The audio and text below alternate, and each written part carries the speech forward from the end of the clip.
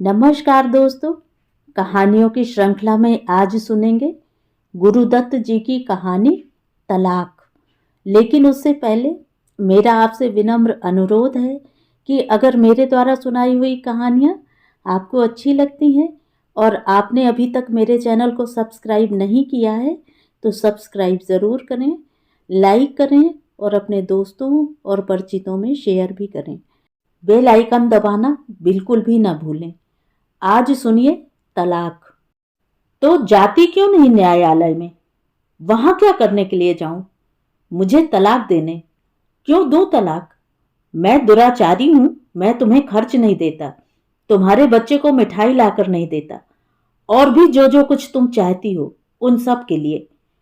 ऐसी चुनौती सुनकर सदा रानी टुकुर टुकुर मुख देखती रह गई। उसका पति सुरेंद्र मोहन मुस्कुराते हुए अपनी आराम कुर्सी पर बैठा था। सिगार का कश लगा धुआं छोड़ते हुए और छत की ओर देखते हुए वह बोला, क्या मजे में कह दिया, मत लाया करो इन लड़कियों को घर में। घर में न लाऊं तो कहां ले जाऊं?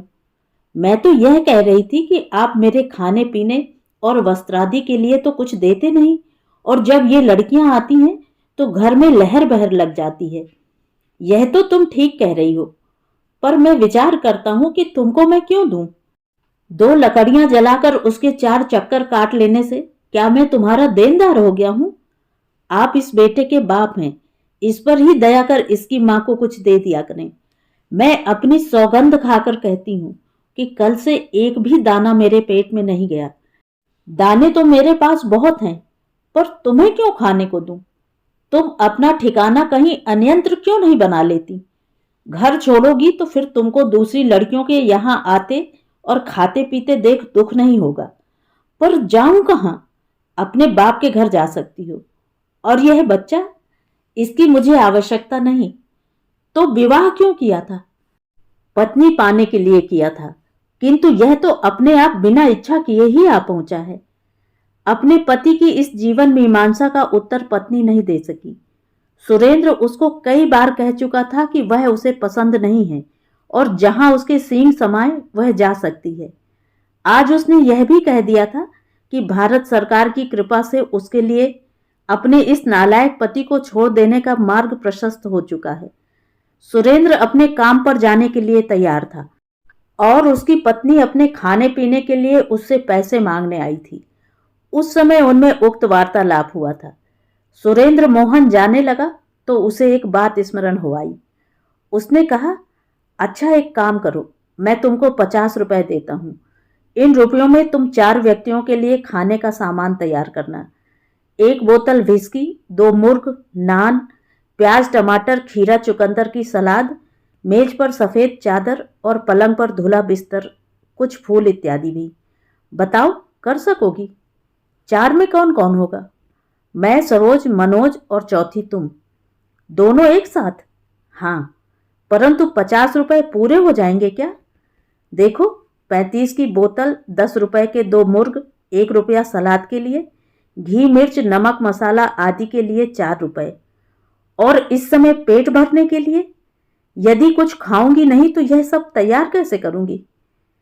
अच्छा 5 रुपए और ले लो, परंतु देखो हिसाब देना होगा। सदा रानी चुप रही। सुरेंद्र ने 55 रुपए उसके सम्मुख फेंके और सीढ़ियों से नीचे उतर गया। सदा रानी ने पिछले मास एक चूड़ी बेचकर मास भर निर्वाह किया था। इस बार वह दूसरी चूड़ी बेचने वाली थी, जबकि उसके मन में विचार आया था कि जीवन बहुत लंबा है, इस प्रकार कब तक चलेगा, और जब सब चूड़ियां बिक जाएंगी और पति देव को पता चलेगा तो वह चोरी का आरोप लगा सकता है। तब वह किस किस को बताती फिरेगी कि उसने अपना पेट भरने तथा बच्चे के दूध के लिए यह सब किया था। आज वह अपने पति को बताने वाली थी कि वह चूड़ियां बेचकर अपने खाने का सामान खरीद रही है। उसके ऐसा कहने के पूर्व ही तलाक की बात चल पड़ी थी और फिर सरोज मनोज के आने का प्रस्ताव हो गया। जब उसके पति ने उसके सामने 55 रुपए फेंके तो उसने उठाए नहीं। सुरेंद्र मोहन नीचे उतर गया तो उसने रुपए उठाए और गिन डाले। अब वह विचार करने लगी कि क्या वह इन रुपयों से अपने पति के भोग विलास का प्रबंध करे। एक बार पहले भी उसने ऐसा किया था। तब उसके मन में यह भावना थी कि वह अपने खाना बनाने तथा दावत का प्रबंध करने में योग्यता दिखाकर अपने पति को प्रसन्न कर लेगी, परंतु ऐसा हुआ नहीं। उसने पुनः ऐसा करने से इनकार कर दिया था। प्रायः सप्ताह में एक बार उसका पति इस प्रकार की दावतें किया करता था, और पीछे कई बार जब सदा रानी ने इस प्रकार की दावत के प्रबंध करने से इनकार कर दिया तो उसने घर का सब खर्च बंद कर दिया, और जब भी वे लड़कियां आती तो वह किसी होटल वाले से प्रबंध करवा लेता और 50 के स्थान पर 70-75 व्यय कर देता। इस प्रकार अधिक व्यय होने पर वह और भी चिढ़ जाता और घर खर्च न देने के लिए उसका संकल्प दृढ़ होता जाता। सदा रानी ने अपने मन में निश्चय किया कि वह अपने पति के इस प्रकार के भोग विलास की प्रबंधिका नहीं बनेगी। आज जब सुरेंद्र मोहन ने उसको रुपए दिए तो उसने इनकार नहीं किया, वह चुप रही। उसके पति ने इसको स्वीकृति मान लिया और निश्चिंत हो अपने कार्यालय चला गया। सदा रानी ने रुपए उठाए तो इस निश्चय के साथ कि वह अब इस घर को छोड़ देगी। उसके पिता लखनऊ में रहते थे, बहुत साधारण वृत्ति के व्यक्ति थे और एक बहुत बड़े परिवार के बोझ के कारण वह लड़की की सहायता करने में असमर्थ थे। यदि सदा रानी अभी तक वहां नहीं गई थी तो इसी कारण कि वह उनके दुख का कारण बनना नहीं चाहती थी, परंतु जब पानी नाक से भी ऊपर आ गया तो डूबने से बचने के लिए अंतिम उपाय यही प्रतीत हुआ और वह लखनऊ जाने के लिए तैयार हो गई। जब जाने का विचार पक्का हुआ तो यह समझकर कि वह जीवन भर के लिए जा रही है, उसने अपने सब आभूषण एकत्रित किए, उन्हें अपने तथा बच्चे के कपड़ों के साथ संदूक में रखा और तांगे में बैठ स्टेशन जा पहुंची। दिन के 11 बजे शाहजहांपुर से गाड़ी में बैठकर 7:30 बजे सायं वह अपने पिता के घर जा पहुंची। सदा रानी का पिता अपने कार्यालय से आकर पड़ोस के 2 बच्चों को पढ़ाने के लिए जाया करता था। वह वहां गया हुआ था। उसका भाई बीए में पढ़ रहा था। वह भी 8वीं कक्षा के एक छात्र को पढ़ाया करता था। उसके 4 और भाई बहन तथा उसकी मां उस समय घर पर थे। लड़की को बिना किसी प्रकार की सूचना दिए आती देख मां मुंह देखती रह गई। उसके भाई बहन भी उसको विस्मय से देख रहे थे। पार्वती ने पूछा, सदा क्या बात है, इस प्रकार किस कारण आई हो? मां, मैं पति का घर छोड़ आई हूं। पिताजी कहाँ हैं? वे पढ़ाने गए हैं, आते ही होंगे। और विनोद? वह भी पढ़ाने गया है। आजकल महंगाई इतनी बढ़ गई है कि एक आदमी की कमाई एक के लिए ही पर्याप्त नहीं होती। सदा रानी ने अपना संदूक मां के कमरे में रख दिया और अपने सबसे छोटे भाई जगदीश को बाजार भेजकर बच्चे के लिए दूध मंगवाया। पार्वती विचार कर रही थी कि यह एक और बोझ सिर पर आ पड़ा है। भगवान जाने क्या कराई है जो एकाएक इस प्रकार आ धमकी है। 6 मास पूर्व आई थी, उस समय भी अपने पति के व्यवहार से संतुष्ट नहीं थी, परंतु वहां से सदा के लिए चले आने का तो उस समय कोई विचार था ही नहीं। पार्वती रात का खाना बना रही थी, अतः अनुमान से उसने एक व्यक्ति के लिए और आटा छान लिया। एक चतुर गृहिणी की भांति इस महंगाई के युग में वह एक दाना भी व्यर्थ गंवाना नहीं चाहती थी। बाजार से दूध आया तो गर्म कर बच्चे को दिया गया। वह दूध पीकर सो गया। सदा रानी ने 48 घंटों से भोजन नहीं किया था। अब वह उत्सुकता से रोटी बनने की प्रतीक्षा कर रही थी। इस कारण वह उठी और मां से बोली, मां हटो तो, आज मैं पका देती हूं। सदा रानी का पिता जब पढ़ाकर आया, उसने अपनी बेटी को रसोई में रोटी सेकते देखा तो अपनी पत्नी को पृथक ले जाकर पूछने लगा, कैसे आई है सदा? मालूम होता है पति से लड़कर आई है। लड़कर आना तो विचित्र नहीं हो सकता है, भय तो इस बात का है कि कहीं घर से निकाल न दी गई हो। यह आप ही उससे पूछ लीजिए। मुझे तो बहुत ही बुरी बात न सुननी पड़ जाए, इससे भय लगता है। क्या बुरी बात हो सकती है? लड़की पर कोई झूठा सच्चा आरोप न लग गया हो और घर वालों ने धक्के दे देकर निकाल दिया हो। अच्छा, बच्चे सो जाएं तो बात करेंगे। उनके सामने इस प्रकार की बातें ठीक नहीं होंगी। रात के भोजनोपरांत सदा रानी ने अपनी पूर्ण बात अपने माता पिता को सुना दी। सब छोटे बच्चे अपनी अपनी पढ़ाई कर रहे थे। केवल विनोद उनके पास बैठा सुन रहा था। वह अब घर की समस्याओं को सुन समझकर उनमें सहायता किया करता था। पिता ने उसको सदा की बात सुनने के लिए बुला लिया था। तो अब क्या करोगी? वहां अकेली रहती तो व्यर्थ बदनाम हो जाती। इस कारण यहां चली आई हूं।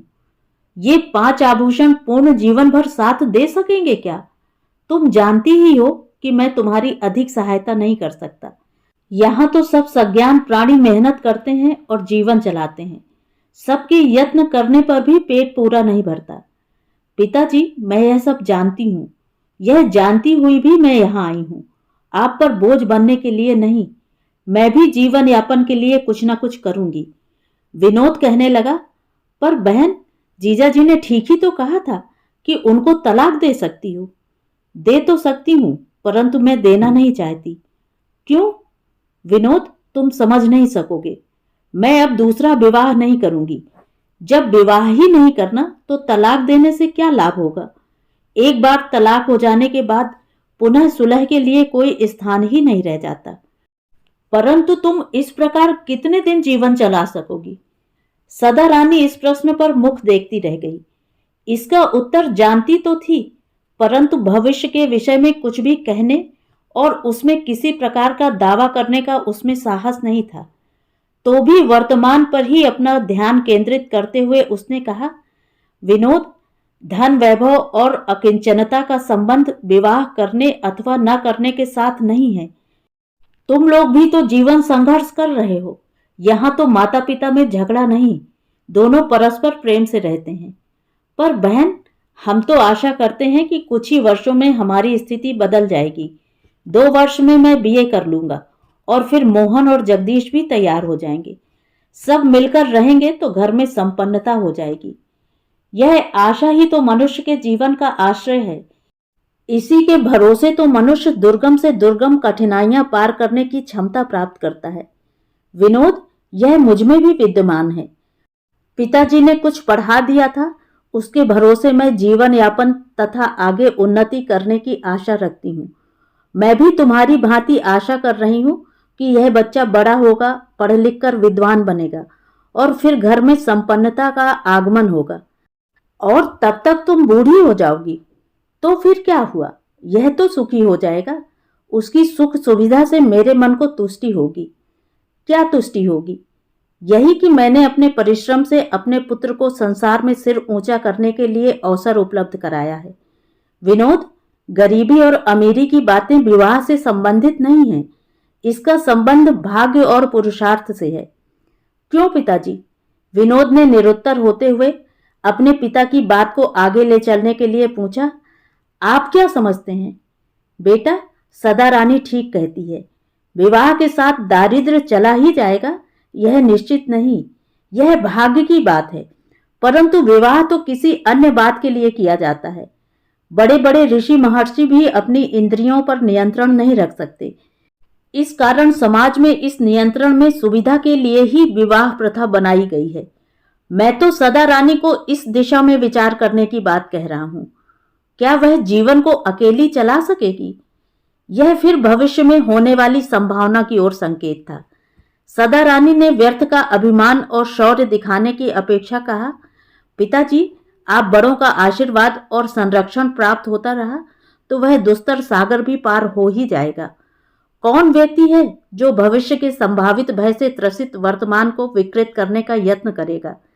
इस प्रकार विचार करना भी मैं ठीक नहीं समझती। मुझको यत्न करने दीजिए और कहीं मार्ग से विचलित होने लगूं तो आप सचेत कर दीजिए।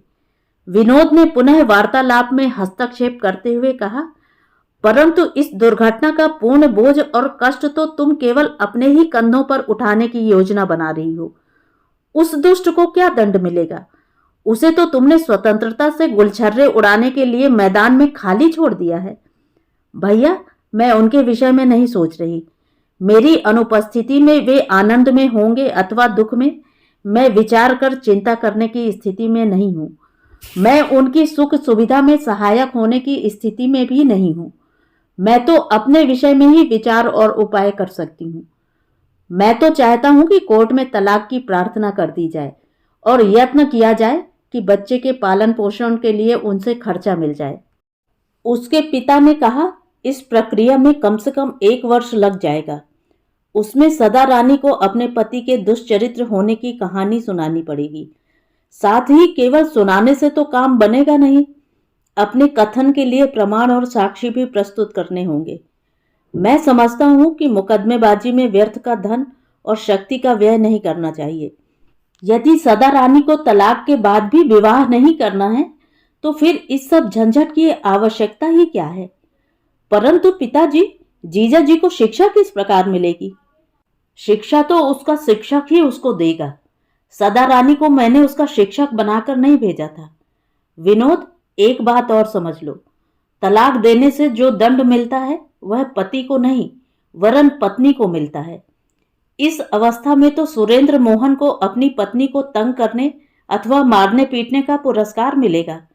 नहीं, मेरी सम्मति में तलाक के लिए आज के कार्यक्रम में झगड़ा करना लाभ की बात नहीं। परंतु तलाक का कानून बनाने वालों का तो यह कहना है कि स्त्रियों के सुखवर्धन के लिए इसका निर्माण किया गया है। कहते होंगे, परंतु अनुभव तो इसके विपरीत ही प्रमाण प्रस्तुत कर रहा है। सुरेंद्र मोहन की मित्रता अपने ही कार्यालय में काम करने वाली 2 लड़कियों से हो गई थी। पहले तो वह एक एक से पृथक पृथक संबंध रखता था। बाद में जब उन लड़कियों को पता चल गया तो फिर दोनों से इकट्ठा व्यवहार रखने लगा। उनको बारी बारी से निमंत्रण देता था। जब सदा रानी को उसके उनसे अनुचित संबंधों का ज्ञान हुआ तो वह उनको घर पर लाने लगा। समय व्यतीत होता गया और सुरेंद्र मोहन अपने विकृत मार्ग पर आगे बढ़ता चला गया। पत्नी से उसकी तनातनी रहने लगी और उसने उसको खर्चा देना बंद कर दिया। जब स्थिति असह्य हो गई तो घर में ताला लगा सदा रानी अपने पिता के घर चली गई। उस दिन सुरेंद्र मोहन ने सरोज और मनोज दोनों को एक साथ ही रात के भोजन पर आमंत्रित किया था। वह पैसे वाला आदमी था। तीनों ही अपने अपने उद्देश्य में लीन थे। सुरेंद्र सुख भोग में और लड़कियां उसका धन शोषण में। सायंकाल अपने कार्यालय से उठ सुरेंद्र मोहन किसी निश्चित रेस्तरां में उनमें से एक से मिलता था। वहां चाय पीकर प्रायः सिनेमा देखने के लिए चला जाता था। तदनंतर किसी अन्य रेस्तरां में भोजन के लिए जाया करता था। फिर घर पर ले आता और रात भर घर में रख प्रातः वापस उसके घर भेज दिया करता था। आज के कार्यक्रम में कुछ अंतर था। दोनों को एक साथ आमंत्रित किया गया था। सिनेमा से वह उनको सीधा घर पर लाने वाला था। भोजन का प्रबंध घर पर ही था। परंतु रात के 9:30 बजे जब वह घर पर आया तो मकान को ताला लगा देख वह भौचक्का हो गया। ताला बहुत मजबूत था। उसे तोड़ने में कठिनाई हुई। आधे घंटे से अधिक तो ताला तोड़ने में लग गया। अंदर जाकर उसने देखा कि भोजन के तो कहीं चिन्ह तक नहीं थे और साथ ही उसकी पत्नी के वस्त्रों तथा आभूषणों का संदूक भी खाली पड़ा था। अब सुरेंद्र मोहन देख रहा था कि घर में से क्या क्या गया है। तो बड़ी लड़की सरोज ने पूछ लिया, क्या हुआ है? देवी जी सब कुछ लेकर भाग गई हैं। सब कुछ से क्या मतलब? अपने वस्त्राभूषण और न जाने क्या क्या। आपके पतलून कोट तो नहीं ले गई? सुरेंद्र मोहन ने मुस्कुराते हुए कहा, नहीं। और आपका पर्स? मनोज ने पूछा। नहीं, वह भी है। आपकी चेकबुक? मेज का दराज खोल सुरेंद्र ने कहा, वह भी है। तो फिर चिंता की कोई बात नहीं, सरोज ने प्रसन्नता व्यक्त करते हुए कहा। मनोज कहने लगी, मुझे तो भूख लगी है। सरोज कहने लगी, हाँ अब बताइए खाना कहाँ होगा? 10 बजे तो होटल बंद हो जाते हैं। मैं बाजार जाता हूं, यदि कुछ मिल गया तो ले आऊंगा। यदि कुछ न मिला तो क्या होगा? कुछ नहीं, ठंडा पानी पीकर सो जाएंगे। यह कह वह मकान के नीचे उतर गया। प्रायः सभी दुकानें बंद हो चुकी थीं। एक भटियारिन की दुकान खुली थी। वह बहुत प्रातःकाल रेल की वर्कशॉप को जाने वालों के लिए चबेना भून रही थी। सुरेंद्र मोहन उसकी दुकान पर खड़ा हो गया।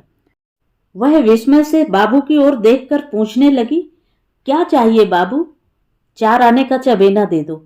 भटियारिन ने आधा सेर चने मूंग इत्यादि तौलकर दे दिए। सुरेंद्र मोहन ने उन्हें रुमाल में बांधा और घर आ गया।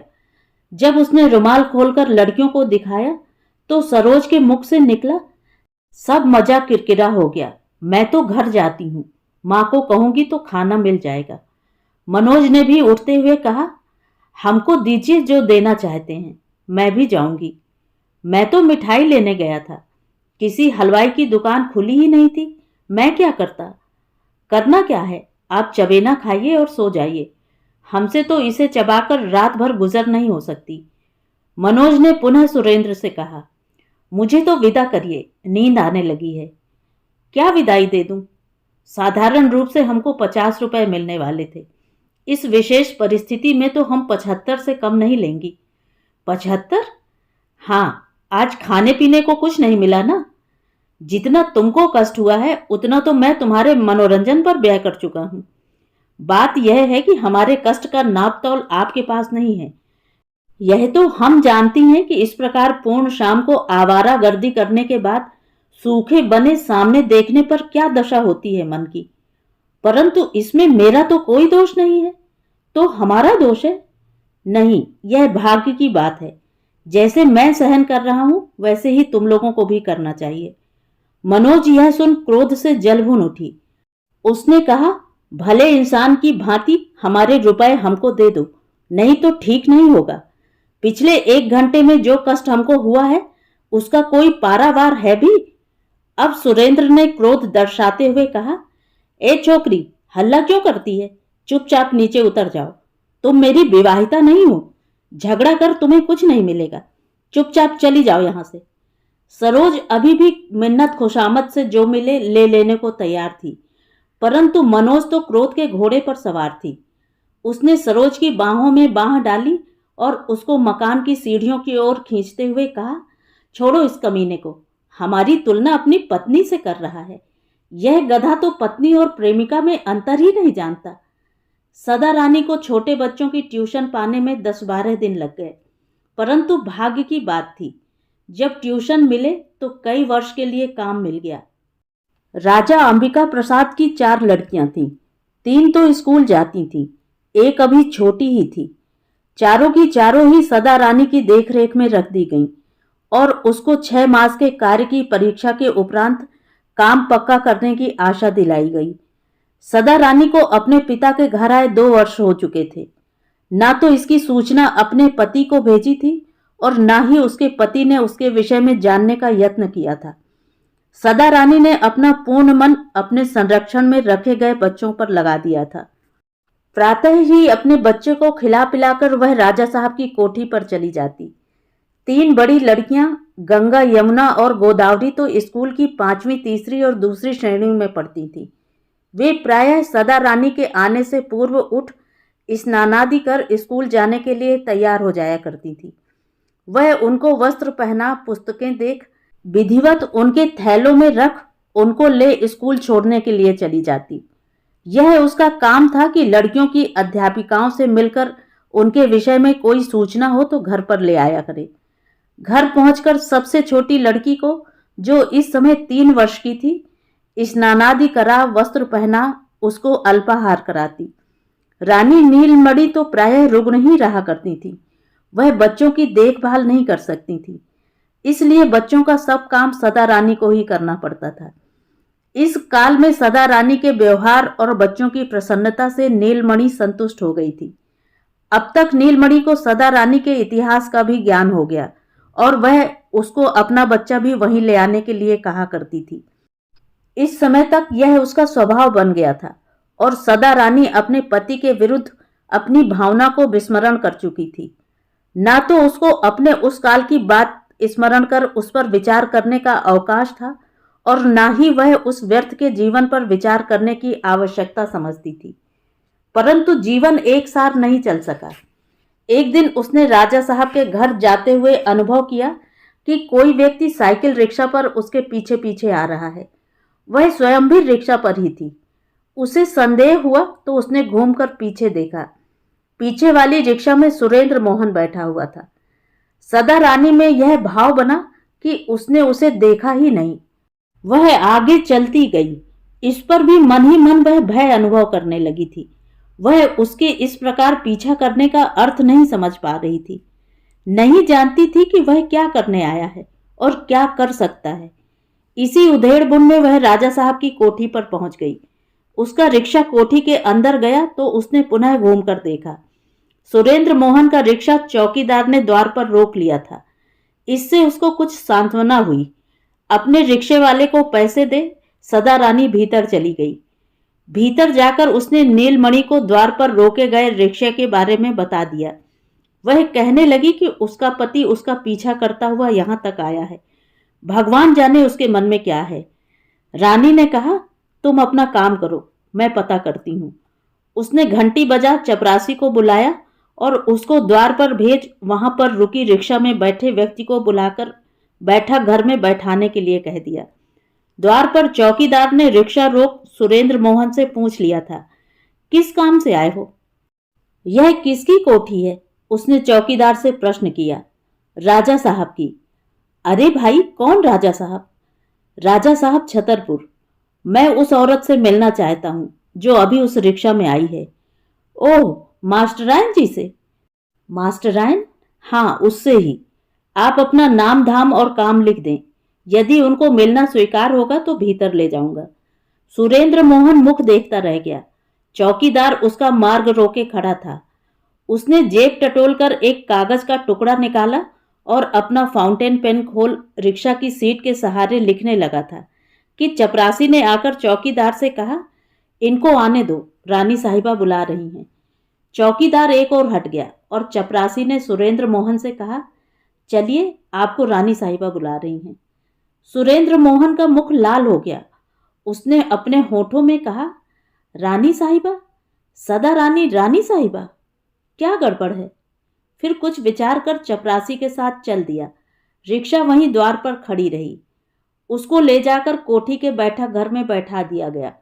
एक गद्देदार कुर्सी पर बैठते हुए वह विचार कर रहा था कि सदा रानी जैसी कुरूप स्त्री को कोई राजा अपनी रानी बना सकता है क्या?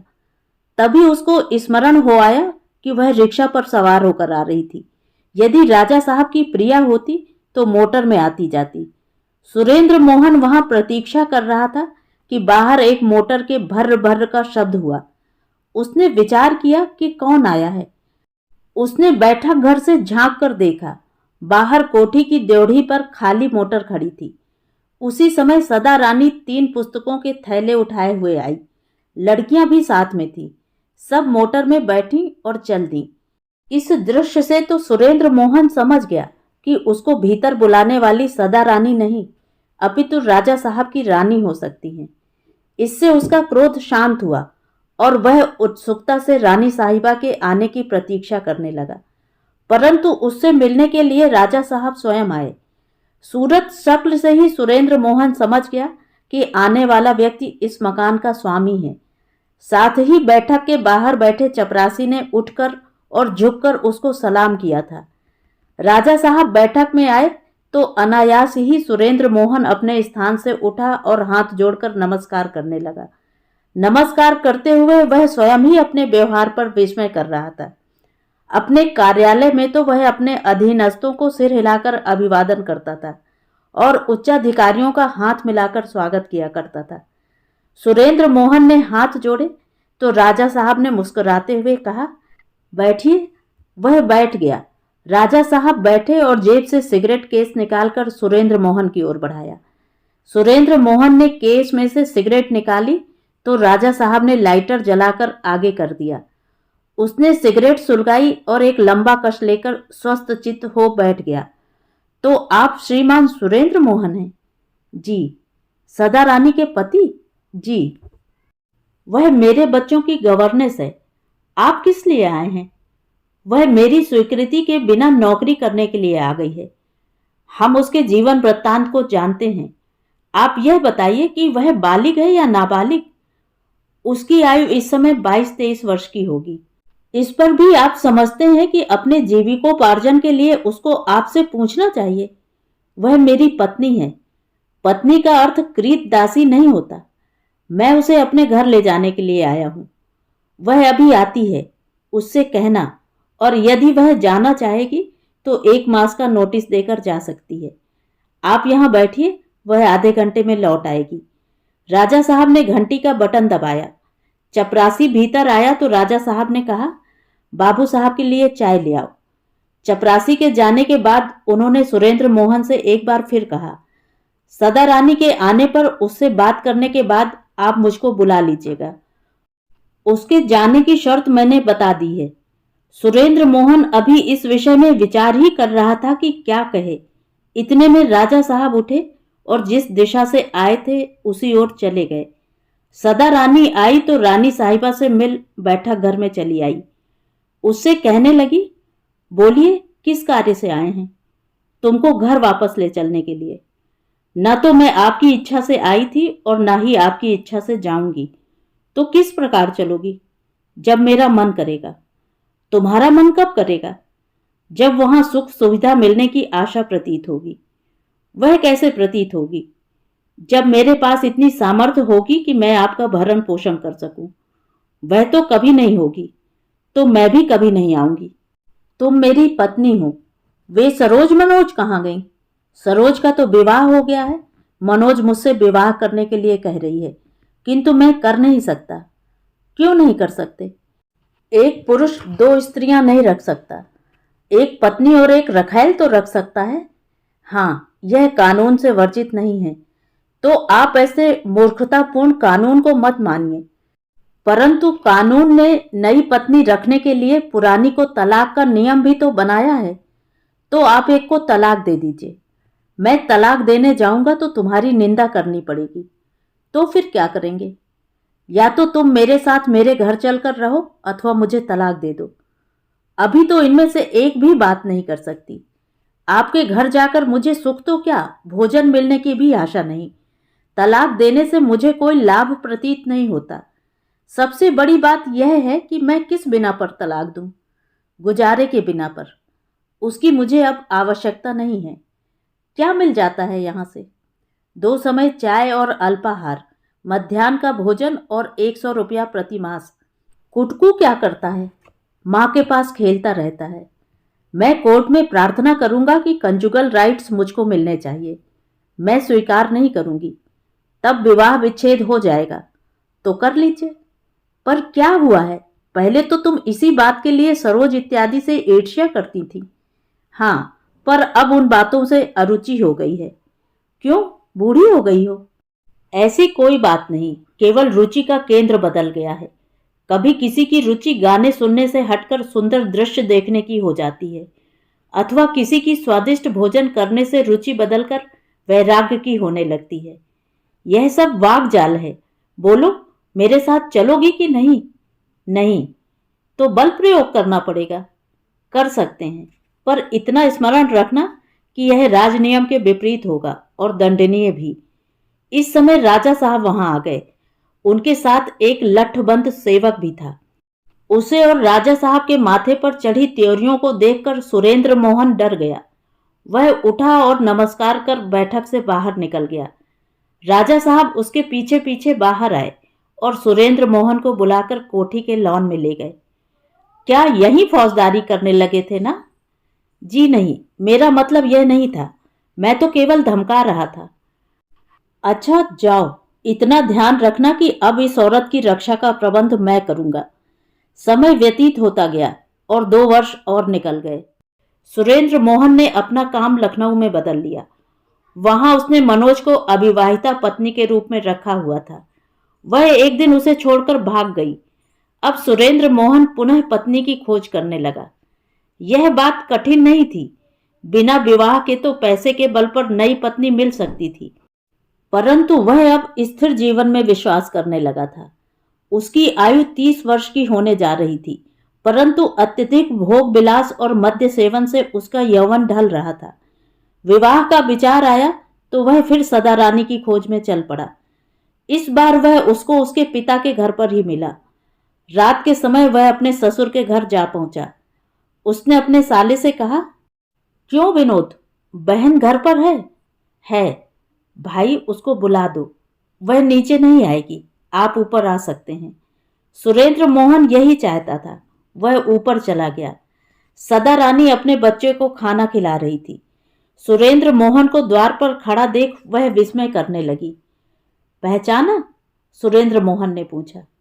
कुछ कुछ, थोड़ा अंतर आ गया है।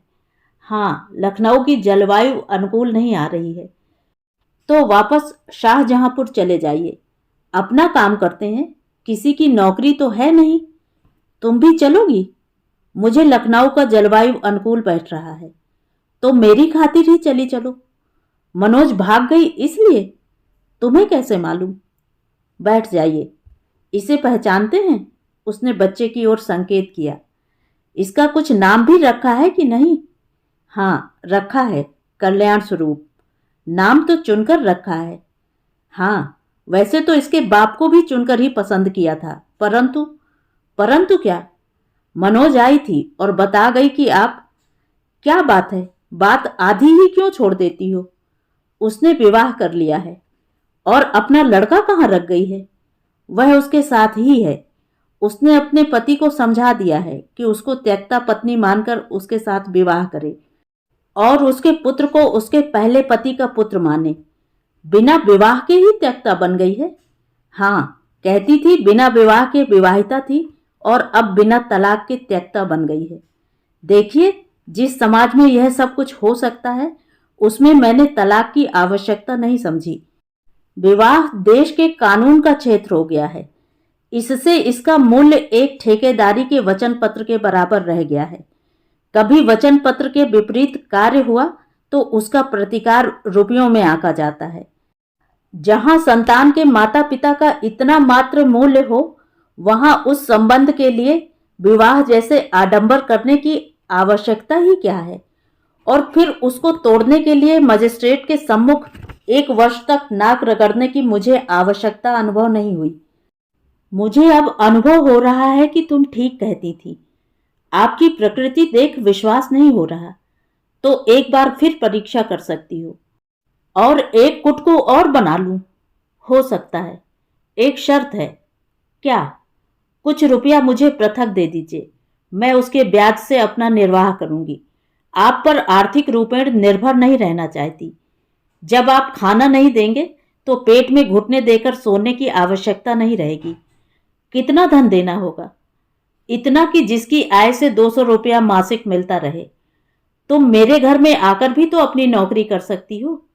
मैं करूंगी नहीं और कदाचित कर भी नहीं सकूंगी। सदा रानी, सरोज, मनोज, मैं इस सूची को लंबी बनाना नहीं चाहता, इसलिए इसे पुनः सदा रानी पर ही समाप्त करना चाहता हूं। विचार कर लीजिए, जब विवाह धर्म का संबंध था, तब धर्म पालन के लिए श्रद्धा पर विश्वास कर लिया जाता था। अधिकांश हिंदू स्त्रियों में तो इसमें धर्म की सी निष्ठा अब भी है, परंतु पुरुषों में लोप हो रही है।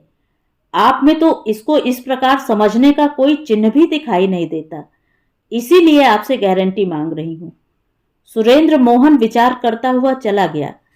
इसके 1 मास बाद सदा रानी को एक पत्र मिला और उसके साथ ही उसको हजरतगंज की एक इमारत के कागजात मिले, जिसकी आय 250 रुपया मासिक थी। इसके 1 मास बाद सदा रानी सुरेंद्र मोहन की कोठी में चली गई। कल्याण उसके साथ था। एक दिन सुरेंद्र ने उससे पूछा, सदा, अब प्रसन्न हो?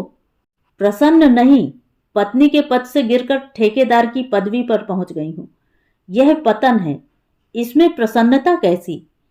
हाँ, इस पतन से अंग भंग नहीं हुए, इसका संतोष तो है ही।